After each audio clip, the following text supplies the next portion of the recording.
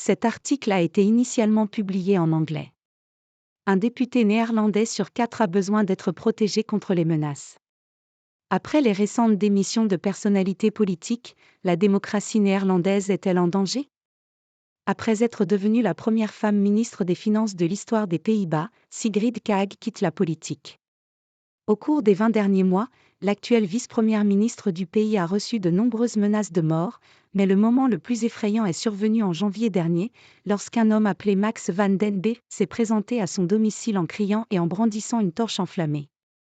Sa famille, y compris ses jeunes enfants, se trouvait dans la maison pendant que l'homme diffusait l'incident en direct sur les médias sociaux. Sigrid Kaag n'est pas la seule personnalité politique du pays à avoir subi la colère des électeurs, en particulier sur les médias sociaux. Des dizaines de députés ont été confrontés à des situations similaires.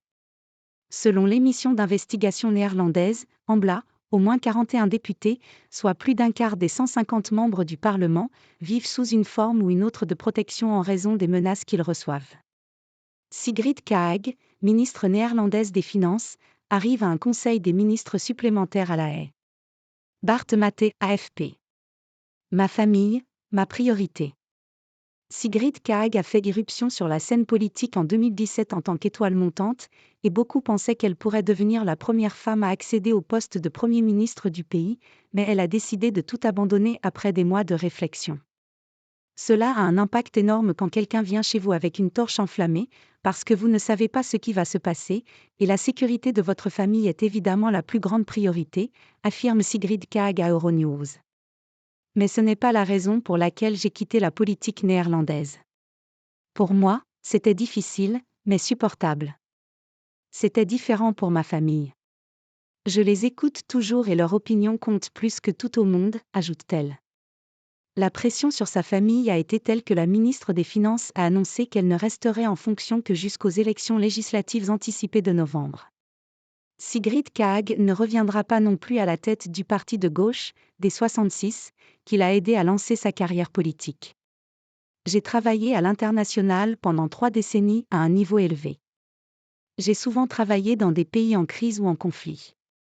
Lorsque je suis revenue, je ne m'attendais pas à avoir besoin du type de mesures de sécurité dont j'ai eu besoin simplement pour servir mon pays, un pays démocratique et sûr, confie-t-elle.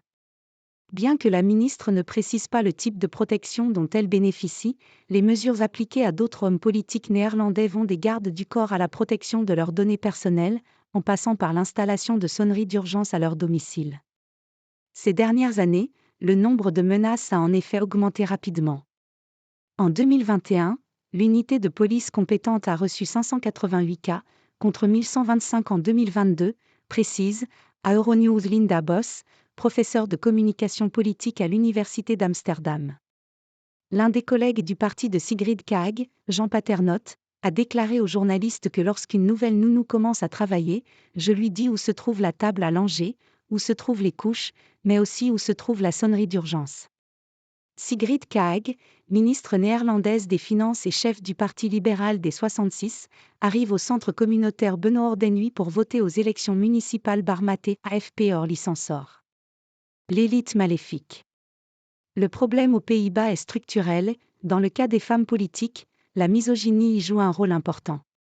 Elles sont davantage attaquées pour leur âge et leur sexe, que pour le contenu de leur politique. En 2021, Sigrid Kaag a été la députée qui a reçu le plus de messages haineux au Parlement néerlandais, selon une étude de l'Université d'Utrecht, 22% des messages reçus en moyenne, contre 10% pour ses autres collègues féminines. Personnellement, le fait que je sois une femme à la tête d'un parti progressiste a jeté de l'huile sur le feu, du moins pour certaines personnes, souligne la ministre à Euronews. Ce qui n'aide pas, c'est que les médias sociaux jouent un rôle très négatif en ce moment. Surtout après le Covid, on voit que les théories du complot sont partout. Cela crée une société où les tensions couvent sous la surface, avance-t-elle. Les conséquences d'un climat politique extrêmement polarisé se font sentir alors que le pays tente de les contenir. Des menaces sont proférées à l'encontre d'hommes politiques de tous bords, et le nombre de cas constituant des infractions pénales a augmenté. En outre, de nombreuses menaces proviennent de l'étranger et des médias sociaux, ce qui rend difficile la poursuite des auteurs, explique le professeur de communication politique. En 2022, les services de renseignement néerlandais ont rédigé un rapport dans lequel ils pointaient du doigt les groupes qui défendent la thèse de l'existence d'une « élite maléfique », ennemie du peuple. Le profil de ces groupes est clair, il s'agit principalement de jeunes hommes, vivant dans le pays et à l'étranger, qui développent des théories conspirationnistes sur les médias sociaux et vont jusqu'à faire l'apologie de la violence. Cette polarisation de la société a eu un impact sur le Parlement. Il y a plus de partis au Parlement que jamais, 21, de l'extrême gauche à l'extrême droite, et ces extrêmes se détestent fondamentalement, indique Babatlaan, associé directeur de Public Matters, un cabinet néerlandais de conseil en affaires publiques. Lorsque j'étais jeune, il y avait souvent deux grands partis qui formaient des gouvernements de coalition ensemble, alors qu'aujourd'hui, il faut au moins 4 partis pour former une coalition, ajoute-t-il. Sigrid Kaag, leader de Democra 66, des 66, s'adresse à la presse à son arrivée au logement à la RMCO DOA à l'AFP. Les menaces nuisent-elles à la démocratie néerlandaise ?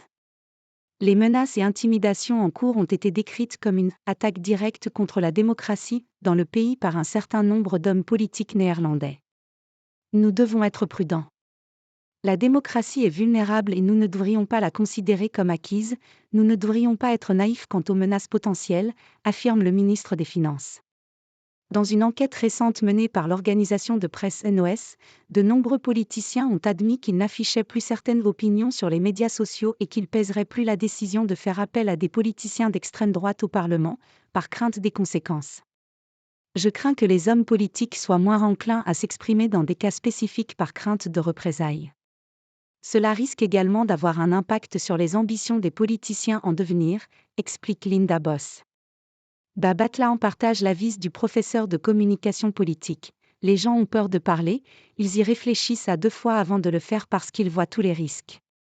C'est un environnement de plus en plus toxique.